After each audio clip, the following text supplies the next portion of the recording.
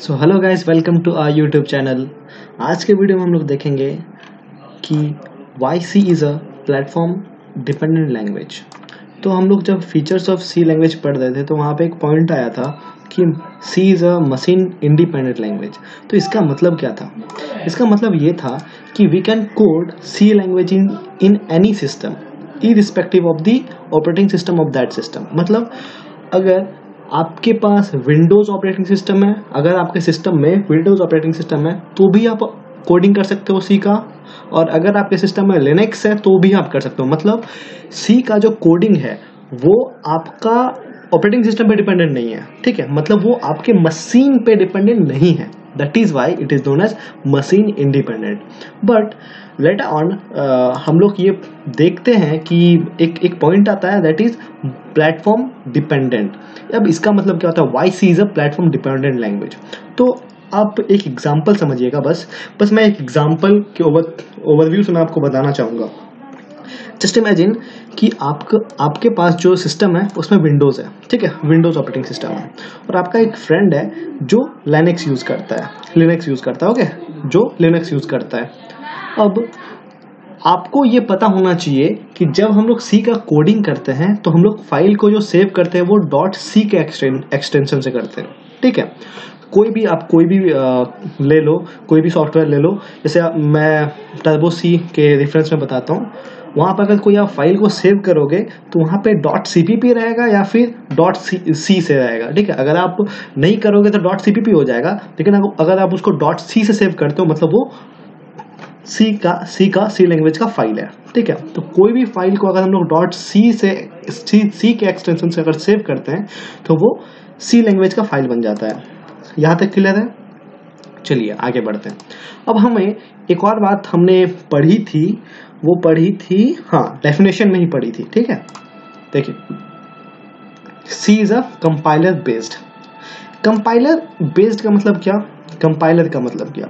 सबसे पहली बात, compiler is a translator which takes high level language from the user and converts it into the binary code. Okay, ये compiler का work होता है। Compiler takes the whole program at once. Okay, compiler पूरे program को एक ही बार ले लेता है और एक ही बार पूरे को रीड करता है, तो ये होता है कंपाइलर।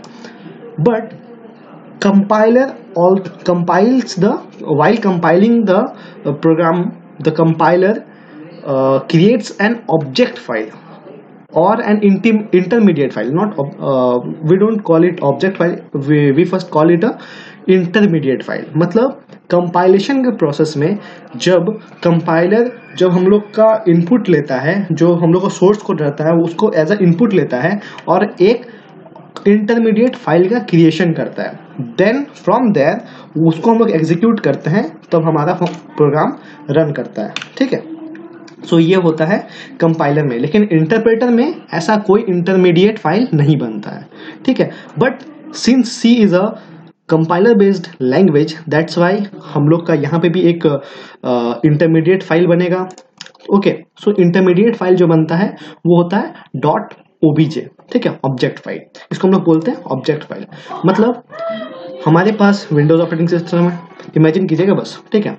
मेरे पास आपके पास विंडोज ऑपरेटिंग सिस्टम था और आपने अपने सिस्टम पे कोडिंग करा, अपने फाइल को सेव किया xyz.c के फाइल के नाम से, ठीक है। फिर जब आपने उसको कंपाइल किया तो वो बन गया क्या? कंपाइल करने से ही क्या बनता है? कंपाइल जैसे ही आप करोगे तो वो इंटरमीडिएट फाइल क्रिएशन होगा। तो इंटरमीडिएट फाइल ऑब्जेक्ट फाइल क्या होगा? डॉट XYZ, ये नाम मैं रखता हूँ कुछ भी, dot XYZ dot OBJ object file बन गया, ठीक है। उसी प्रोसेस से तो यहां तक जो प्रोसेस है वो सिमिलर होगा इसमें भी। क्यों सर? मेरा फ्रेंड जो है वो लिनक्स यूज कर रहा है, कोई बात नहीं भाई, कोई बात नहीं, लिनक्स यूज कर रहा है तो सी का प्रोग्रामिंग तो उसमें भी होगा। तो वो सी का प्रोग्रामिंग करते हुए वो एक फाइल क्रिएट करता है और उसका नाम रखता है ABC, और उसको सेव करता है किससे? डॉट सी के एक्सटेंशन से। तो ये बन गया किसका? सी का फाइल। अब वो सिंपली उसको कंपाइल करता है। कंपाइल करने के बाद क्या बनेगा सर? एकदम सही सोच रहे हैं आप, ABC डॉट OBJ, मतलब जो भी आपका फाइल का नाम रहेगा डॉट OBJ नाम का ऑब्जेक्ट फाइल बन गया आपका, ठीक है। तो विंडोज में भी बना और लिनक्स यूजर में भी बना। अब क्या किया आपने, क्या किया, जो आप विंडोज यूज कर रहे थे आपने क्या किया कि उसको रन किया। अब एक बात ध्यान रखना, जब आप किसी भी ऑब्जेक्ट फाइल को अगर आप रन करते हो ना, जैसे आप टर्बो सी में कंपाइल किए तो ऑब्जेक्ट फाइल का क्रिएशन हुआ, जब आप रन करते हो Ctrl+F9 जब दबाते हो तो वही फाइल क्या बन जाता है, .exe के एक्सटेंशन से वो सेव हो जाता है।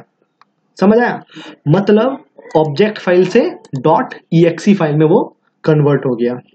सिमिलर प्रोसेस आपके फ्रेंड के साथ भी होगा जो लिनक्स यूज कर रहा है, उसके पास ऑब्जेक्ट फाइल था, वो रन करेगा और उसका abc.exe बन जाएगा।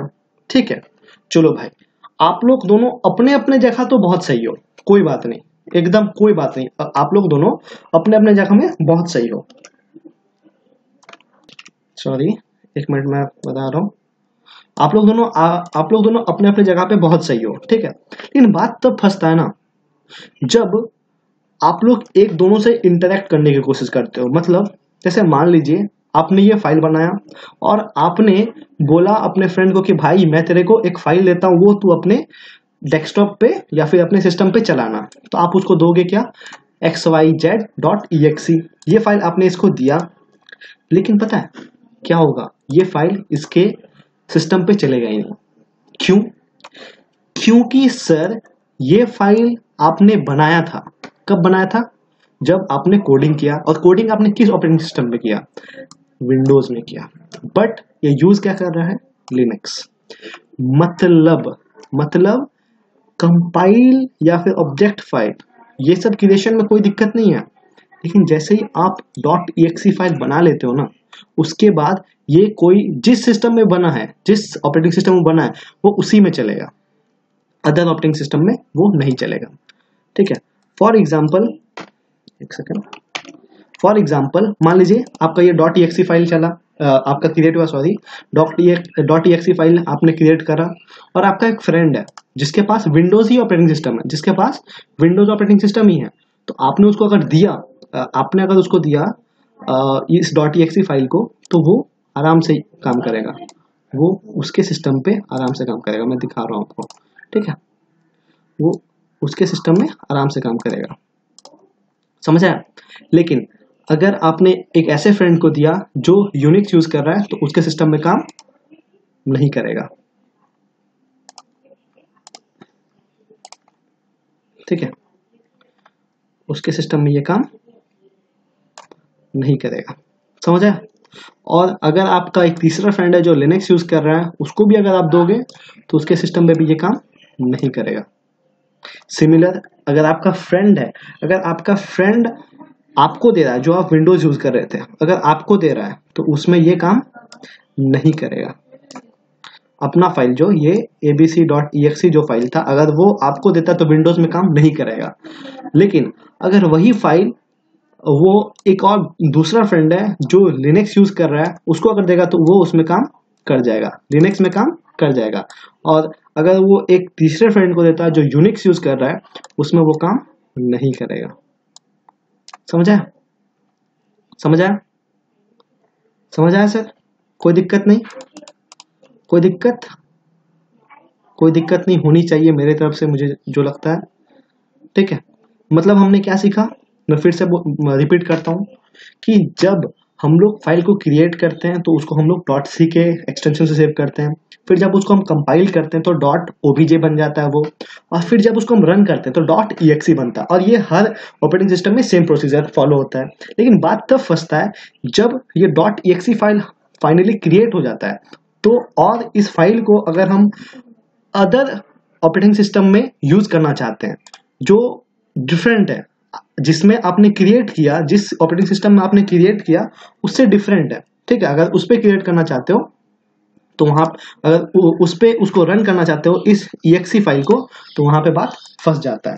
ठीक है, from this example we can say that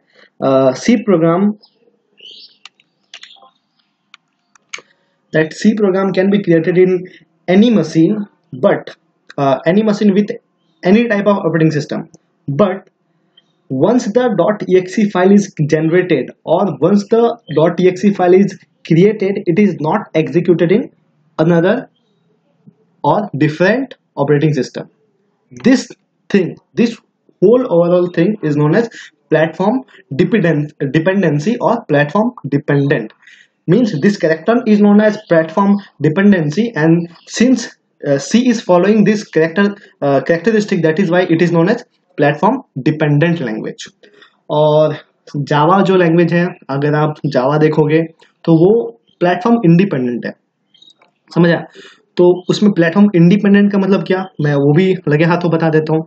मतलब वहां पे जो फाइल क्रिएट होता होगा, ठीक है, कुछ भी क्रिएट होता होगा, ठीक है, डॉट क्लास जो भी, मैं उसमें नहीं जा रहा हूँ, ठीक है, मैं बस आपको बता रहा हूँ कि अगर वहां पे जो फाइल क्रिएट होता है सॉरी, ओके, सो वहां पे जो फाइल क्रिएट होता है, वो फाइल अगर आप विंडोज में क्रिएट किए तो आप नेक्स्ट टाइम उसको विंडोज में भी एक्सेस कर सकते हो, यूनिक्स में भी एक्सेस कर सकते हो, लिनक्स में भी यूज कर सकते हो. इसका मतलब क्या हो गया कि जावा जो है वो प्लेटफॉर्म इंडिपेंडेंट लैंग्वेज है, समझ आया? प्लेटफॉर्म इंडिपेंडेंसी है उसमें. Okay, so this is the overall thing. अगर आपको ये नहीं समझ आया हो तो एक बार ये आप कमेंट कर सकते हो. वी होप हम लोग जल्दी आप लोग को रिप्लाई देंगे. ओके, सो मैं आपको थ्योरी दिखा देता हूँ.